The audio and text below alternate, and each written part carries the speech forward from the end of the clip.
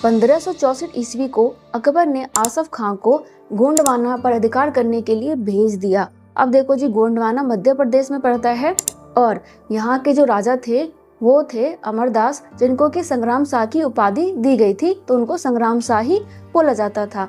तो संग्राम शाह की शादी महोबा की चंदेल वंश की राजकुमारी रानी दुर्गावती से हुआ था।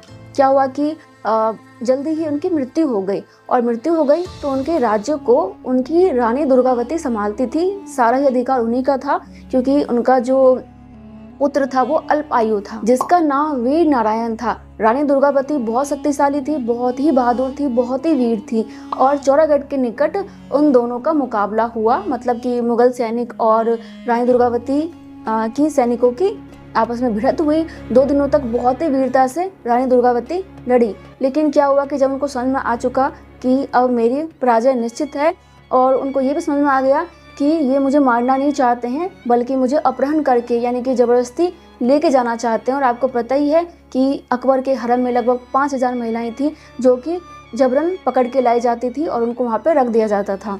तो वो समझ गई कि मेरे साथ क्या होने वाला है, तो उन्होंने उसी समय अपने शरीर में छुरा घोंप कर अपनी जान दे दी, आत्महत्या कर लिया। अब वहाँ पे मुगल का शासन हो गया, किला उनके अंडर आ गया। और क्या हुआ कि वहाँ पे उनको बहुत ज़्यादा संपत्ति हाथ लगी।